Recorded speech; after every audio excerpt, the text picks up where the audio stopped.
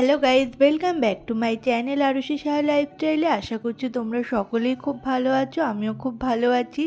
এটা অনেক দিনকার আগেরই ভিডিও, কারণ আমার শরীর খারাপের জন্য ভিডিওটা এডিট করতে পারিনি। তাই এখন ভাবলাম যে না, ভিডিওটা এডিট করে পোস্ট করা যাক।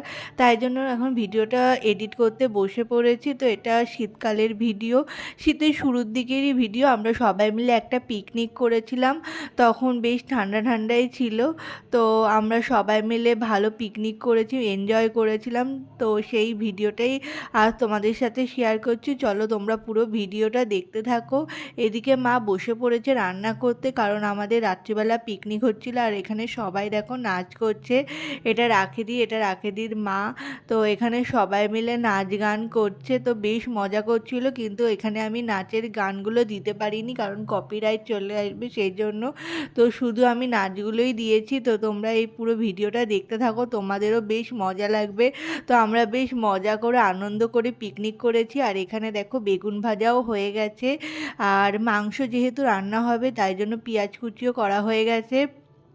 আর এখানে ওরা বলছে যে আমরা নাচ করছি, এইসব ভিডিও তুলবি না। তো আমি তো বেশ মজা করে ভিডিও তুলছিলাম, আর আমারও বেশ মজা লাগছিল। এদিকে কাকি নাচ করছে, তো আমরা বেশ আনন্দ মজা করে ভিডিও করেছি, নাচ করেছি, গান করেছি, পিকনিক করেছি। এখানে আমার মাও একটু নাচ করেছে।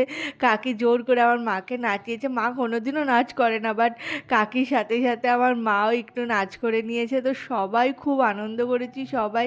আর এদিকে জেঠিকেও ডাকা হচ্ছে যে চলো চলো নাচ করবে নাচ করবে। আর দেখবে সবাই মিলে যখন নাচ করে না, তখন বেশ মজাই লাগে যে একসাথে নাচ করতে। আর একা একা একটু কেমন লাগে। আমার মা ঘরে নাচ করে, বাট কখনো মানে এরকম কারোর সামনে নাচ করে না। আর এখানে সমস্ত যেহেতু মহিলারাই ছিল একা, তো সেই জন্য সবাই সবাই নাচ করছে। এখানে কোনো মানে ছেলেরা ছিল না, মানে বাবা, জেঠু, কাকু সবাই পাশের ঘরে ছিল। তো এরাই সবাই মিলে একসাথে মজা করা হচ্ছিল। তাই সবাই নাচ করেছে। আর মা একটুখানি নাচ করে হাঁপিয়ে গেছে, কারণ মার শরীরটা সেরকম ভালো না। তো কাকি যেহেতু জোর করেছে সেই জন্য মা একটু নাচ করেছে। আর এদিকে পুচকুটাকে দেখো, ও নাচ করবে বলে দাঁড়িয়েছিল, কিন্তু সবাই নাচ করছে বলে ও আর করেনি। ও নিজের মতো একা একা খেলে যাচ্ছে। আর এদিকে কাকি আর রাখিদি দুজনে মিলে তো নাচ করেই গেছে। মানে আমরা রাত্রিবেলা পিকনিক করেছি, তো সেখানে পুরো রাত জুড়ে মানে ওরা শুধু নাচ করেই গেছে খাওয়ার আগ পর্যন্ত।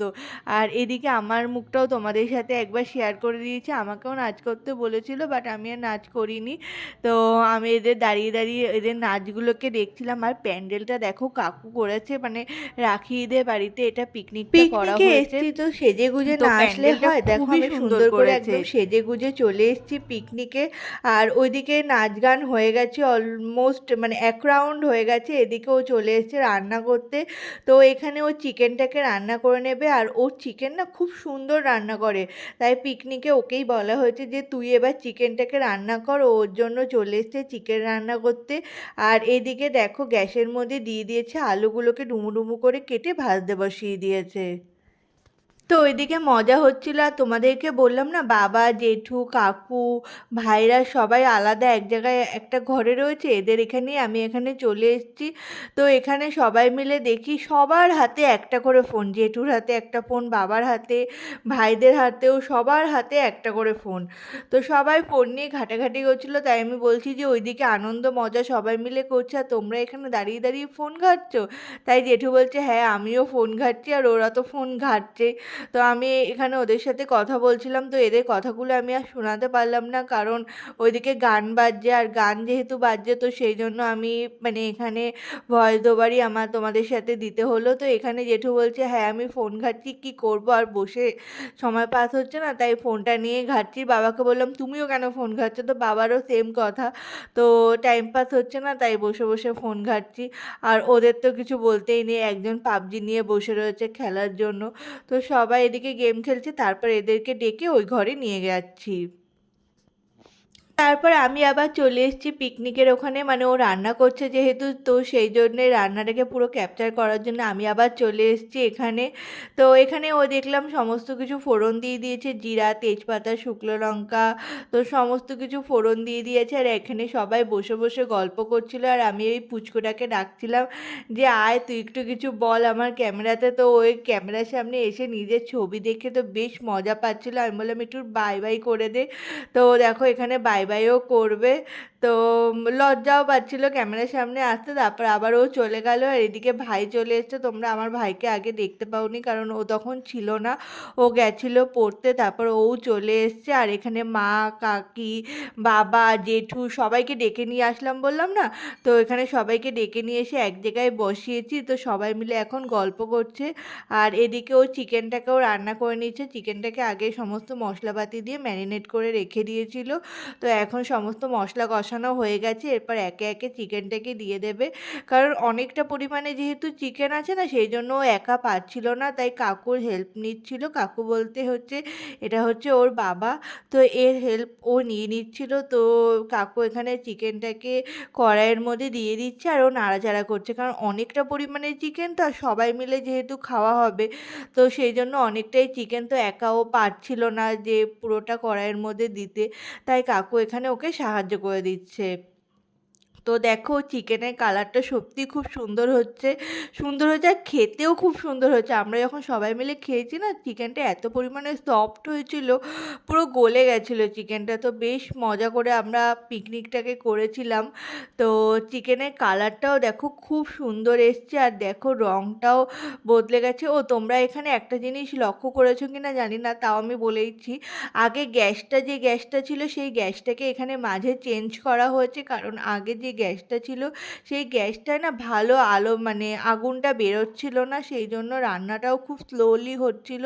তো খুব প্রবলেম হচ্ছিল। তারপর এই ওভেনটাকে নিয়ে এসে এখন রান্না করা হচ্ছে, তো এটাও খুব মানে তাড়াতাড়ি হয়ে যাচ্ছে। তো এর মাঝে এটাকে চেঞ্জ করা হয়েছিল। আর চিকেনটা দেখো কি সুন্দর কালার এসছে, দুর্দান্ত কালার এসছে চিকেনটার। তো চিকেন কষানো হয়ে গেছে, এখানেও গরম জল করে নিয়েছে, সেটাই অল্প অল্প করে ঢেলে দিচ্ছে। তো এটাকে ভালোভাবে ফুটিয়ে নিলেই আমাদের চিকেন পুরো অলমোস্ট ডান হয়ে যাবে। তো আর পিকনিকে কী কী মেনু হয়েছে সেটাও তোমাদের সাথে শেয়ার করা হয়নি, সেটা যখন আমি খেতে বসবো তখন তোমাদেরকে দেখিয়ে দেবো যে আজকে পিকনিকে কী কী মেনু হয়েছে। তারপর এখানে সবাই মিলে বসে পড়েছি লুডো খেলার জন্য। তো এখানে সবাই মিলে লুডো খেলছে আর আমি বসেছিলাম এমনি দর্শক হিসাবে। তো আমি দেখছিলাম যে কে জেতে। তো শেষ পর্যন্ত দেখলাম রাখিদিই জিতেছে, কারণ ওকে বলে লুডোতে হারানো খুব মুশকিল। তো ও বলে কখনোই লুডোতে হারে না, তাই ওই জিতেছে সবাইকে হারিয়ে। তো এখানে আমি, জেঠু সবাই মিলে বসে রয়েছি, আর এখানেও বসে বসে জেঠু ফোন ঘাঁটছে। জেঠু বলছে আমি কি করব, আমার তো ফোনই ঘাঁটতে দে আমাকে। তা আমি একটু বললাম আমি একটু ভিডিও করছি, তুমি একটু হাই বলে দাও, তারপরে একটু হাতটা নাড়া দিয়ে দিল।